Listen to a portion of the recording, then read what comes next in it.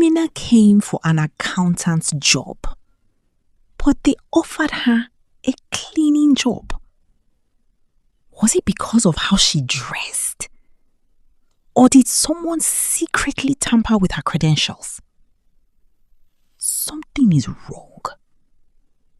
The truth is darker than it seems.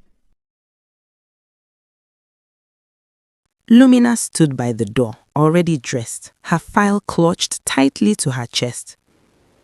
Her eyes kept darting to the wall clock. "Lolo, please hurry up," she called out, her voice laced with tension. "We can't afford to be late today." From inside the room came Lolo's relaxed voice. "Relax now, Lumina. It's just an interview, not a wedding." Lumina exhaled slowly, trying to calm her racing heart. Just an interview, she thought. This could change everything. Moments later, Lolo stepped out, adjusting her hair casually, as if the day held no weight at all. "Let's go," she said, locking the door behind her.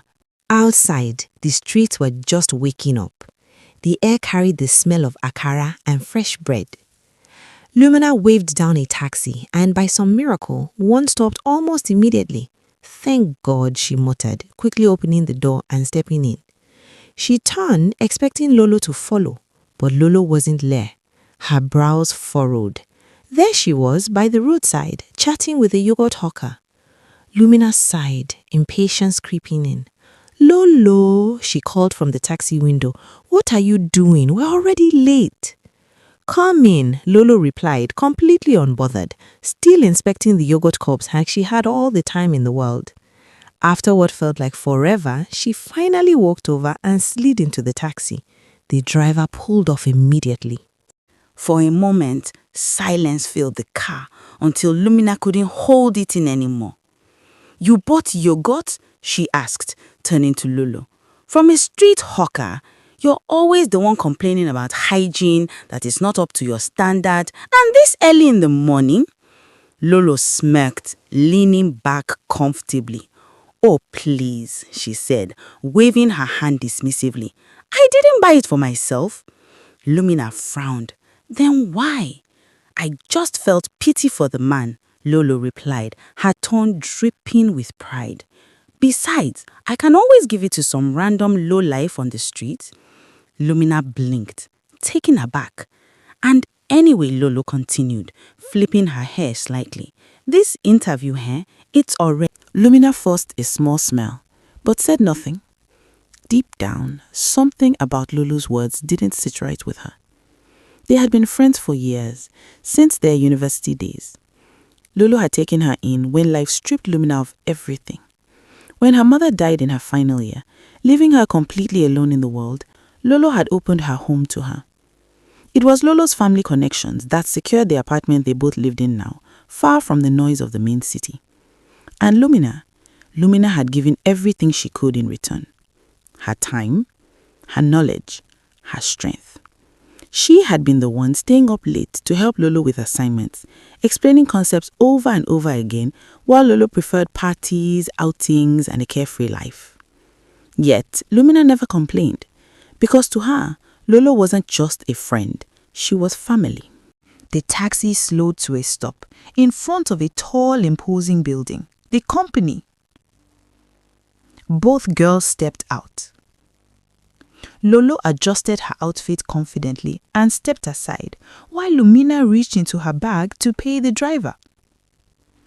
Then it happened. A sudden splash. Cold. Sticky. Lumina froze. Slowly, she looked down at herself. Her neatly pressed outfit was stained with yogurt.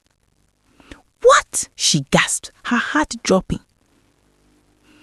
"Oh my God!" Lolo exclaimed dramatically.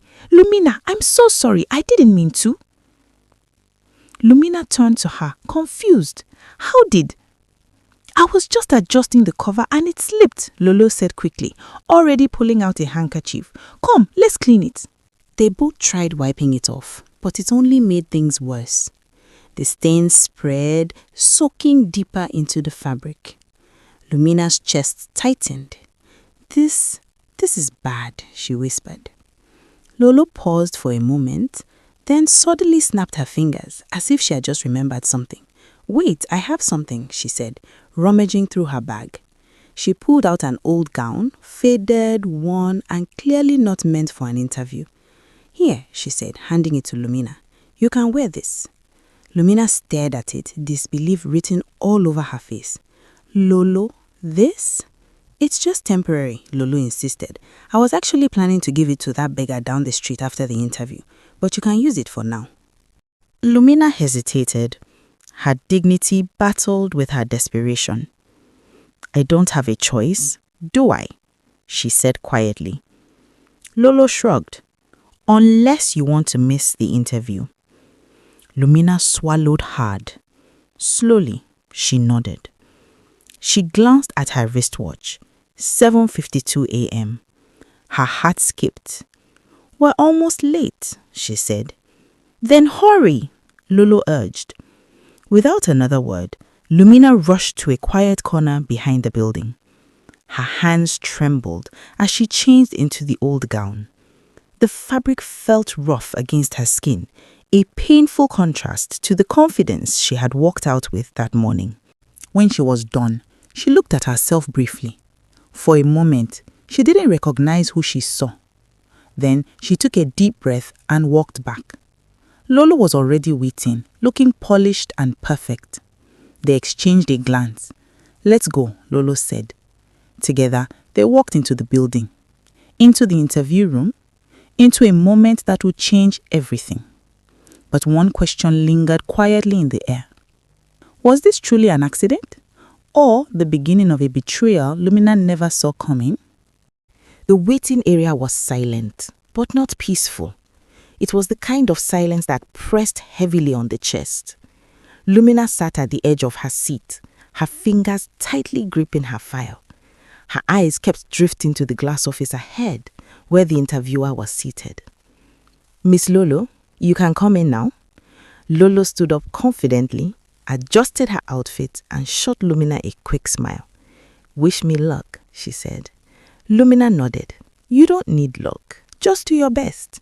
Lolo smirked slightly and walked in.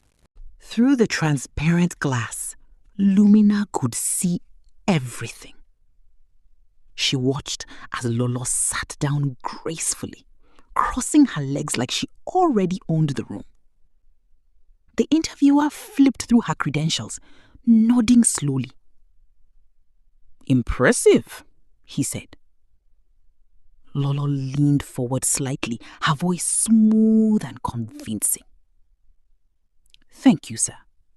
I've always been dedicated to excellence. If given this opportunity, I promise to bring great value to this company. The interviewer smiled. That's good to hear. Outside, Lumina exhaled slowly. She's doing well, she thought. But then, her eyes dropped to her outfit. The faded, oversized gown hanging loosely on her body. Her confidence shrank instantly. She shifted uncomfortably, her mind racing. Why did this have to happen today of all days? Minutes later, the door opened. Miss Lumina? Her heart skipped. She stood up quickly, adjusting the gown as best as she could, and walked in. Good morning, sir, she said politely, placing her file on the table. The interviewer didn't respond immediately. He simply opened the file and began to go through the documents inside. At first, his face was neutral. Then, slowly, it changed. Confusion, then mild disappointment. He looked up at her, his eyes briefly scanning her appearance. Then back to the file. Then to her again. Lumina felt it. Something was wrong. Well, he said, leaning back in his chair. The interview for the cleaning position is actually scheduled for next week. Lumina blinked. I'm sorry, sir. Cleaning position? Yes, he replied casually. But since you're already here today, we can consider you ahead of time. Her heart dropped. I don't understand, sir, she said, her voice trembling slightly. He raised the file. These are your credentials, aren't they? Lumina stared at the papers, confusion flooding her face. Yes, but... Well, based on what I'm seeing, he interrupted, you qualify for a cleaning role. Nothing more. The words hit her like a slap. Cleaning? Lumina swallowed hard. But sir,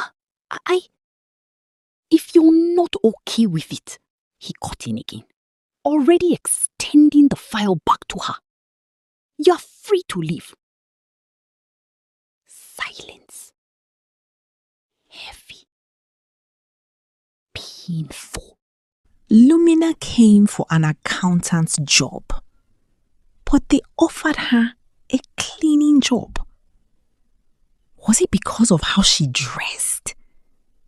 Or did someone secretly tamper with her credentials? Something is wrong. The truth is darker than it seems. Stay tuned for part 2. Have you ever trusted someone who betrayed you? Drop your story in the comments. Don't forget to like this video, subscribe for more powerful stories, and share this with someone who needs to hear this message today. Stay tuned for part 2. Thanks for watching.